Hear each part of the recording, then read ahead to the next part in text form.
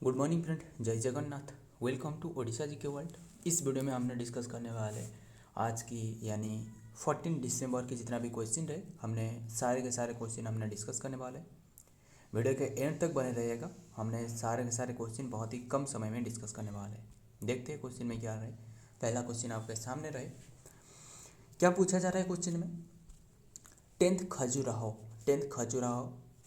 Khajuraho international film festival will organise at which state? कौन सी state में जो कि 10वां जो कि खजुराहो अंतर्राष्ट्रीय फिल्म महोत्सव किस राज्यों में आयोजित किया जाएगा? ये मध्य प्रदेश में। Option B is the right answer, Madhya Pradesh. बात करें ये जो international film Khajuraho international film festival, ये ऑब्जर्व किया जा रहा है 1976 से जो कि ये ऑब्जर्व किया जा रहा है। बस यही याद रखना, इसके थोड़ा बहुत डिटेल में डिस्कस करेंगे। एंड बात रहे मध्य प्रदेश की, तो आपको ये भी याद रखना चाहिए मध्य प्रदेश की कैपिटल आपको पूछे तो ये है भोपाल, कैपिटल भोपाल है। एंड ऑफिशियल लैंग्वेज क्या है मध्य प्रदेश की? हिंदी है, हिंदी जो कि ऑफिशियल लैंग्वेज। एंड सीएम ये तो आपको पता ही होगा, हमने हर बार डिस्कस करते रहते, मोहन यादव। एंड गवर्नर कौन है? गवर्नर है मंगू भाई सी पटेल, यानी छगन भाई पटेल। ध्यान में रखना। आगे देखते हैं इसके डिटेल क्या रहे। The 10th Khajuraho international film festival KIFF will be held in Madhya Pradesh, Madhya Pradesh में होने वाला है, ठीक है। इंडिया फ्रॉम December 5 to 11, मतलब ये ऑब्जर्व की गई है, ये विल भी नहीं होगा। कौन सी प्लेस में हो चुका है? 5 to 11 जो कि दिसंबर में 2024। The festival will honour the late Padma Vibhushan जो कि राजेश खन्ना। ध्यान में रखना, Rajesh Khanna with a special showcase of iconic films. बस यही याद रखना। आपको क्या याद रखना है? 10th खजुराहो फेस्ट, ये इंटरनेशनल फिल्म फेस्टिवल जो कि KIFF ये ऑब्जर्व की गई है मध्य प्रदेश में। बस यही याद रखना है, 5 to 11। एंड मध्य प्रदेश की जो स्टार्टिंग हमने डिस्कस की वो भी याद रखना। आगे देखते हैं क्या रहा है नंबर 2 में। Who has been honour with the 34th, ध्यान में रखना, 34th व्यास सम्मान रिसेंटली? किससे? जो कि रिसेंटली 34th व्यास सम्मान रिसेंटली दी गई है। एंड ये एक राइटर है, वो है option Suryabala. Yes, option D is the right answer, यही है सूर्यवाला को जो कि दी गई है। ये एक राइटर है, उनकी एक नोवेल रहे। उनकी जो नोवेल है कौन सी नोवेल के लिए दी गई है वो भी याद रखना। नोवेल रहे, नोवेल ये है कौन कौन देश को वासी, कौन देश को वासी, ये देश को वासी वेन्यू की डायरी, ये उनकी एक बुक है।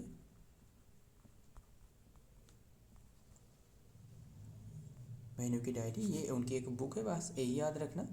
एंड ये जो दी जाएगी ना, ये जो उन्हें अवार्ड दी जाएगी, ध्यान में रखना, ये किसके द्वारा दी जाएगी? ये जो अवार्ड ये के बिरला फाउंडेशन रहे, बिरला फाउंडेशन, के बिरला फाउंडेशन के द्वारा दी जाएगी।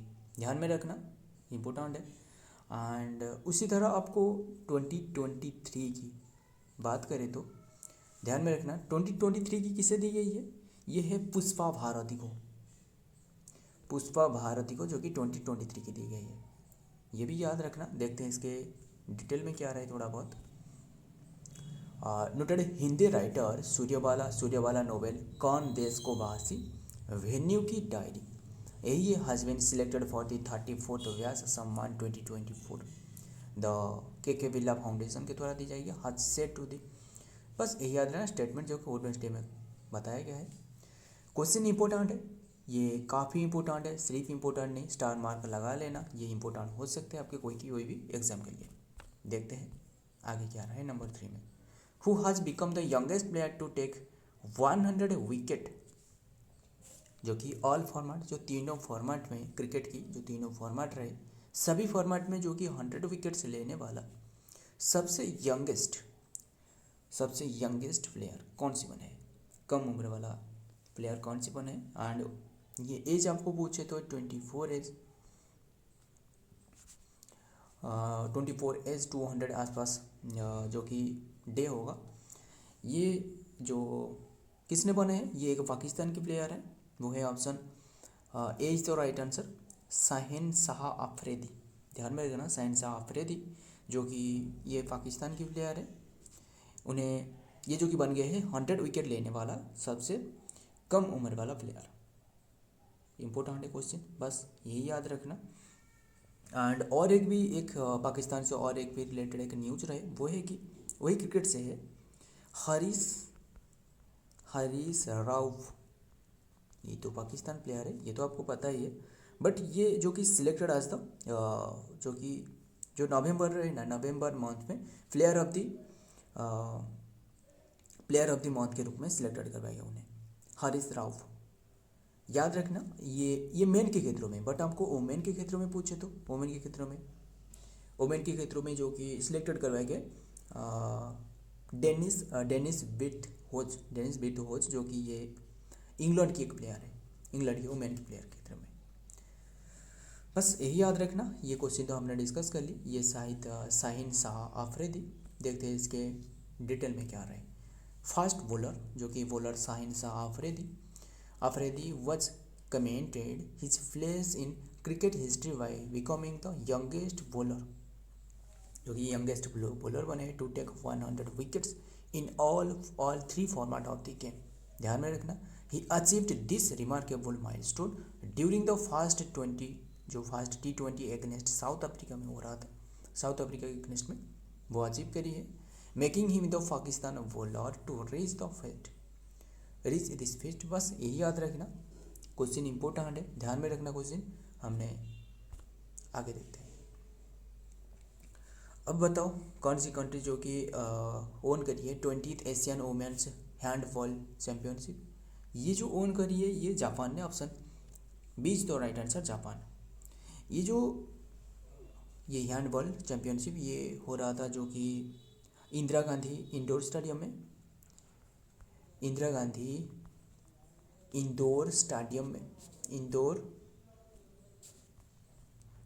में हो रहा था, जो कि ये न्यू दिल्ली में आपको मिलेगा।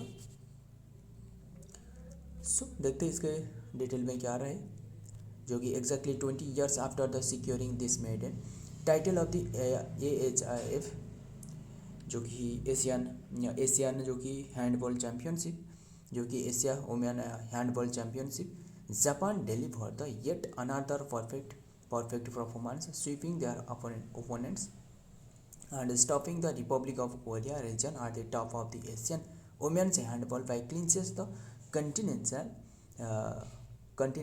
trophy। क्वेश्चन इंपॉर्टेंट है, किसने जीती है, ये जापान। ध्यान में रखना, आगे देखते हैं। नंबर 5 में क्या रहे, who has been appointed as the chairman of the Indian Council of the Historical Research on December 2024। Historical जो कि रिसर्च में काउंसिल ऑफ द इंडियन जो council of the historical research रहे ना, Indian council of the historical research रहे ना, ICHR, इसके जो कि बने हैं चेयरमैन के रूप में, वो कौन है जो ऑप्शन में देख रहे हो, ये है रघुवेंद्र तन्वर। ऑप्शन 20 तो राइट आंसर रघुवेंद्र तन्वर। ये किसे रिप्लेस करी है, मतलब यानी कि कौन किसके प्लेस में ये बने हैं, ये बने हैं अरविंद पी जमकेदर, इसके प्लेस में इसे रिप्लेस करिए, बस यही याद रखना। एंड और भी आपको बता दूँ, ये जो ICHR यानी जो Indian council of historical research है, इसका स्थापना आपको पूछे तो इसका हेडक्वार्टर तो आपको वही न्यू दिल्ली में मिलेगा, इसका हेडक्वार्टर न्यू दिल्ली में रहे, बट इसका स्थापना आपको पूछे तो एस्टेब्लिशमेंट वो है 27 मार्च 1972 में इसका स्थापना करवाया गया है, ये भी ध्यान में रखना। देखते हैं आगे डिटेल में क्या रहे। प्रोफेसर प्रोफेसर तन्वर, यानी फुल नेम आपको पूछे तो Raghuvendra Tanwar, Raghuvendra Tanwar. Tanwar who joined the जो कि कृषि क्षेत्र यूनिवर्सिटी आज the lecture in August 1977, has an outstanding academic record with 2 gold medals in MA history में जो कि 2 गोल्ड मेडल अचीव करी है। The union minister of the education of the on Tuesday reappointed the professor Raghuvendra Tanwar as the chairman of the Indian council of the historical research, यानी जो ICHR रहे new Delhi, इसके जो कि चेयरमैन के रूप में अपॉइंटेड करी है। किसने? जो कि यूनियन मिनिस्टर ने ऑफ एजुकेशन ऑफ द, बस ध्यान में रखना धर्मेंद्र प्रधान एजुकेशन मिनिस्टर। सो ये सारे के सारे याद रखना, जो भी डिटेल में रहे हमने डिस्कस कर ली। देखते हैं आगे बढ़ते हैं। अब क्या रहे नंबर 6 में, who has become the world's youngest chess championship किसने सबसे यंगेस्ट प्लेयर बने हैं? ध्यान में रखना, ये जो वन है वो है। और एक बता दो, जो ऑप्शन ए पर देख रहे हो ना, अनिश सरकार, ये कौन है? नीचे कमेंट करना, अनिश सरकार ये किससे संबंधित है? ये चेस थे, ये तो सभी के सभी चेस, ये तो आपको पता ही होगा, बट ये इसका नाम हमने अभी करेंटली न्यूज में पढ़ी है। क्या आपको याद है? ये अभी नीचे कमेंट करना, आगे मैंने आपको बताऊंगा। जो कि यंगेस्ट चेस प्लेयर चैम्पियनशिप ये बने हैं। एंड ये जो जितना भी ऑप्शन में रहे, ये सभी के सभी इंपॉर्टेंट है, काफ़ी इंपॉर्टेंट है, सिर्फ इंपॉर्टेंट नहीं। ये सही आंसर आपको बता दूं, ऑप्शन सी सही होगा, डी कुकेश। ध्यान में रखना, जो कि ये जो डिफेट करी है ना, किससे डिफेट करी है? चाइना के एक प्लेयर रहे, चाइना के प्लेयर जो कि डिंग लेरिन को जो कि ये डिफेट करी है 7.5 to 6.5, जो कि इंडिया बेस्ट ऑफ फाइनल जो कि 40 फाइनल में, याद रखना, जो कि इसमें हराया है। जो कि ये हो रहा था जो कि दिसंबर 12 में हो रहा था सिंगापुर में। ध्यान में रखना, ये जो किसने यंगेस्ट चेस प्लेयर जो कि चैम्पियनशिप बने हैं, वर्ल्ड चैम्पियनशिप, ये है डी कुकेश। ध्यान में रखना, और डी कुकेश ये बनने वाला जो कि सेकेंड इंडियन प्लेयर रहे। अब बताओ, फर्स्ट इंडियन प्लेयर वो तो विश्वनाथ आनंद, ये ध्यान में रखना, जो कि फर्स्ट ग्रैंड मास्टर भी वही है, Vishwanath Anand first grand master. And ये जो अनिश सरकार है ना, ये भी मैं आपको बता दूं, वो भी याद रखना, ये सबसे कम उम्र वाला, यानी इसका जो एज है ना 3 ईयर एज में जो कि चेस प्लेयर बने हैं। ध्यान में रखना सारे के सारे। एंड उसी तरह और भी थोड़ा बहुत आपको बता दूं, वर्ल्ड चेस डे आपको पूछे तो ये तो आपको पता ही है, 20 जुलाई को जो कि वर्ल्ड चेस डे, मतलब ये 20 जुलाई को क्यों, ये हम आपको सारे के सारे क्लियर करवा देता हूँ। फिडे जो रहे ना,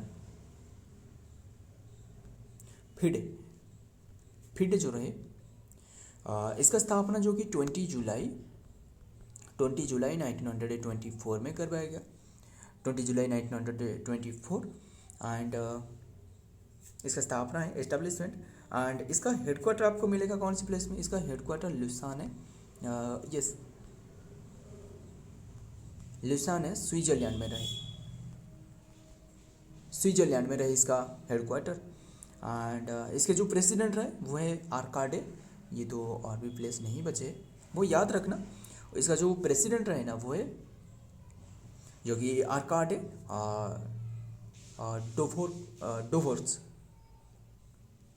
डोवोर्क्स। सो याद रखना, इसके प्रेसिडेंट है। हमने सारे के सारे डिस्कस कर ली। एंड चेस डे तो आपको 20 जुलाई मिलेगा, ये भी याद रखना। देखते हैं आगे, देखते हैं इंडियन टीचर जो कि गुकेश डोमाराजू सॉक द डी गुकेश जो रहे डोमाराजू, इसका फुल नेम भी याद रखना, जो कि shocked the world of the chess on Thursday when he become the youngest world championship at the age of 18। बस यही याद रखना। इसके तो हमने सारे के सारे डिस्कस कर ली। आगे देखते हैं 7 में क्या रहे, who has been elected as the ICC men's player of the year, ये हमने अभी डिस्कस की, क्या याद है? नवंबर में ये बने हैं, जो कि किसने बने हैं? जो ऑप्शन में Haris Rauf, option C is the right answer, Haris Rauf यही बने हैं पाकिस्तान की, ये भी पाकिस्तान की है। हमने अभी रिसेंटली जो डिस्कस की, जो कि साइंस आफरीदी, जो कि तीनों फॉर्मेट में जो कि 100 विकेट लेने वाला सबसे कम उम्र वाला प्लेयर बन गए, वो तो हमने डिस्कस करी 24 एज में। एंड ये जो हरीश राउफ, ये जो कि बने हैं ICC player of the month के रूप में, बस यही याद रखना। उसी तरह आपको ओमान के क्षेत्रों में बात करें तो ये जो कि ओमान की तरह इंग्लैंड के एक प्लेयर जो कि डेनी व्याट हज, ये बने हैं, ये इंग्लैंड की है, ध्यान में रखना। इसके डिटेल देखते हैं। Having inspired a historic series win a Australia Pakistan, जो कि Australia Pakistan, Haris Rauf has won the ICC men's player of the month award for November 2024। ध्यान में रखना क्वेश्चन, हमने आगे देखते हैं।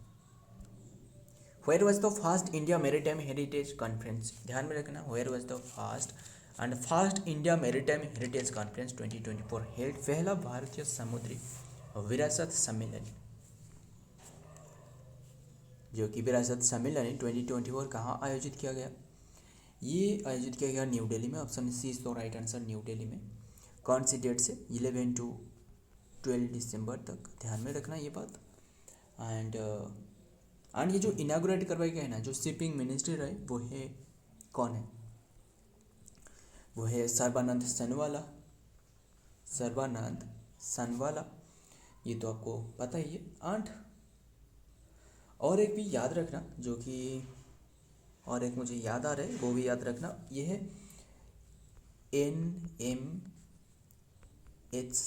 NMHC क्या है? National maritime heritage complex, national maritime heritage complex, जो कि प्राइम मिनिस्टर ने जो कि अप्रूव करी है, रिसेंटली अप्रूव करी है, जो कि ये बनने वाला है हेरिटेज कॉम्प्लेक्स, ये बनने वाला है लोथल,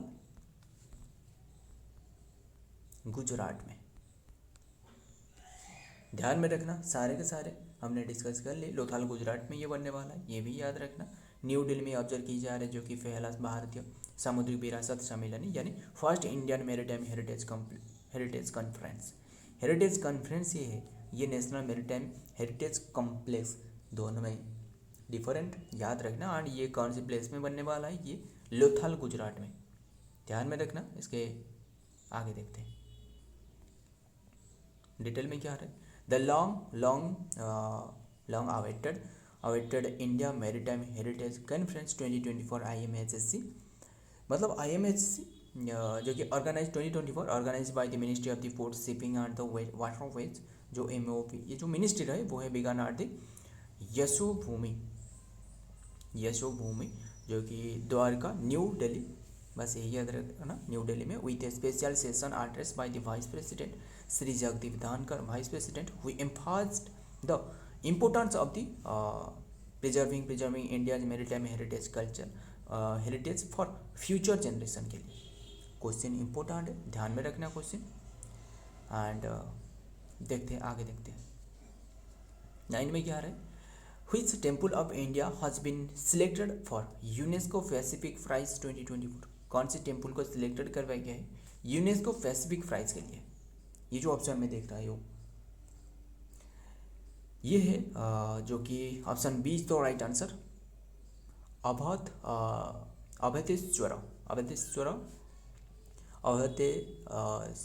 अभतेश्वर टेम्पल।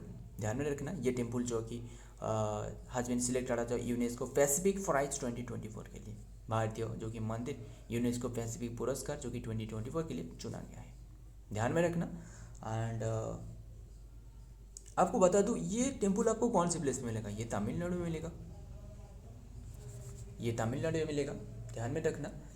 एंड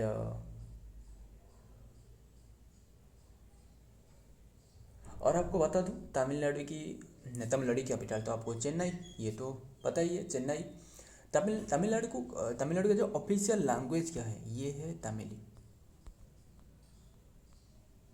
ये है Tamil. And second official language पूछे तो वो है इंग्लिश, ये भी याद रखें। आगे देखते हैं डिटेल में क्या रहे। The two Indian heritage conservation project, two Indian heritage conservation project जो कि अवधेश्वर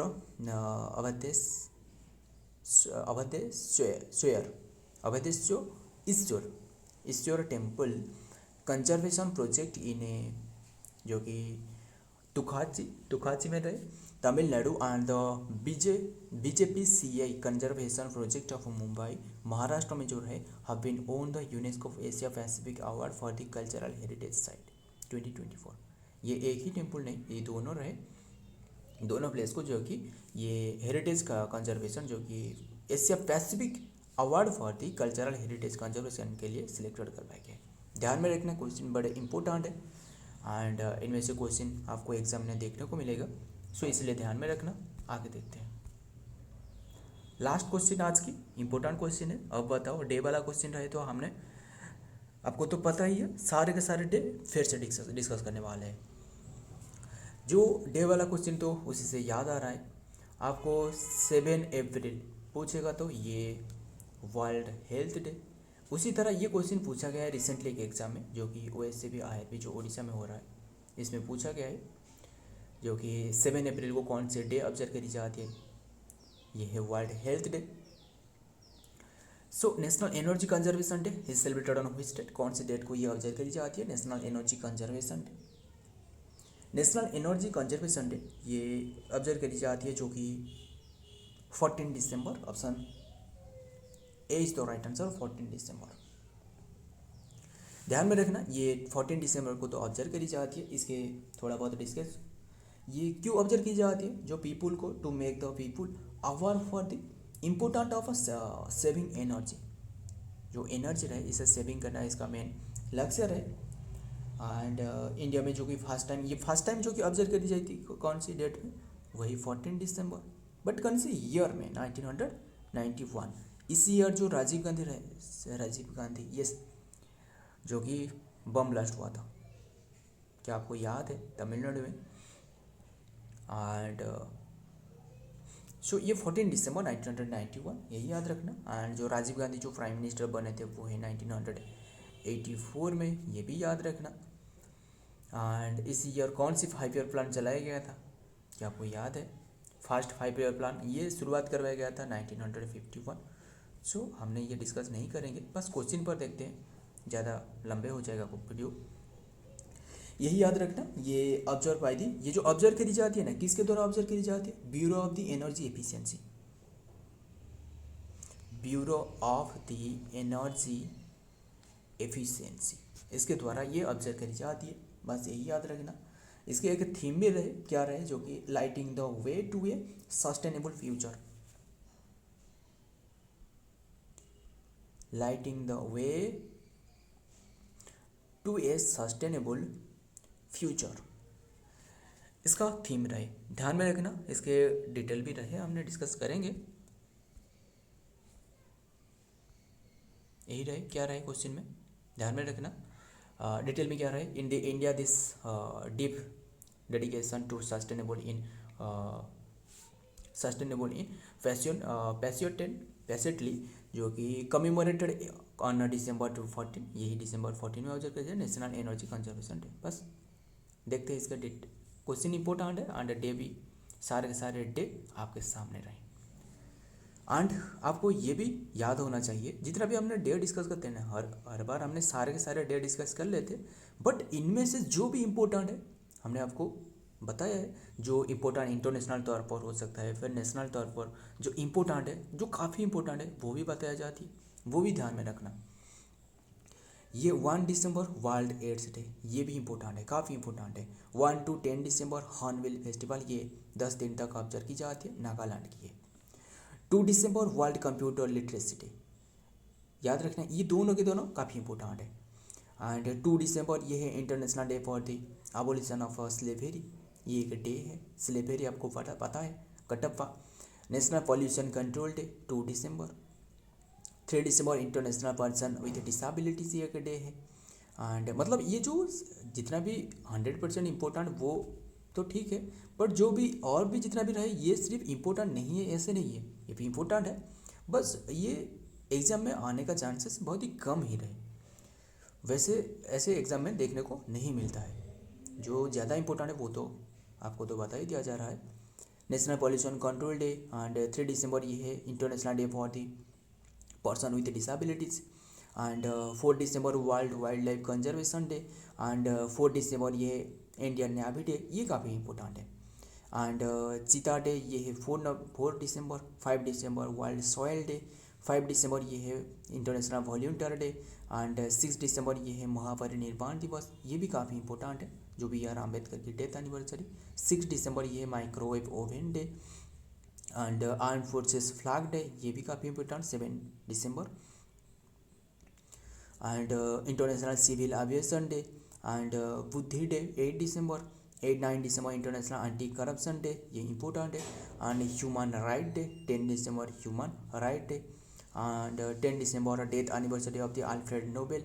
अल्फ्रेड नोबेल की ये इसी डेट में दी जाएगी, जो कि नोबेल प्राइज़ जितने भी रहे ना, नोबेल प्राइज़ जो 6 फेजेस में 6 क्षेत्रों में दी जाएगी, ये इसी डेट में दी जाएगी। इकोनॉमिक्स जो कि 1968 में जो कि रखा गया है। इंटरनेशनल माउंटेन डे ये है 11 दिसंबर। यूनिसेफ डे ये भी इम्पोर्टेंट, काफ़ी इम्पोर्टेंट है। 12 दिसंबर ये है universal health coverage day and 13 December national horse day. 13 दिसंबर ये है US national guard bath day. 14 दिसंबर नेशनल एनर्जी कंजर्वेशन, यही हमने डिस्कस की, अभी डिस्कस की ना। विजय दिवस 16 दिसंबर, ये भी याद रखना इंपॉर्टेंट है। 18 दिसंबर ये है माइनॉरिटीज राइट डे। अब तक हमने ये डे डिस्कस नहीं देखिए, बट ये सारे के सारे डिस्कस कर ले, हर बार डिस्कस करेंगे। International migratory day 18 December and Goa जो कि लिबरेशन डे ये है 19 दिसंबर। इंटरनेशनल ह्यूमन सॉलिडरिटी डे 20 दिसंबर। ब्लू क्रिसमस ये है 21 दिसंबर। डिसंबर सोलिस्टिस ये 22 दिसंबर। ये है नेशनल मैथमेटिक्स डे, ये 22 दिसंबर। किसान दिवस ये है 23 दिवस, ये भी इम्पोर्टेंट है, बड़े इम्पोर्टेंट है।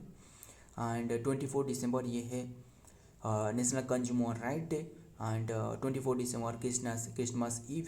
25 दिसंबर क्रिसमस डे। 25 दिसंबर world governance good governance day, ये इम्पोर्टेंट है, इंडिया में ऑब्जर्व की जाती है। एंड 26 दिसंबर जो कि वीर बाल दिवस।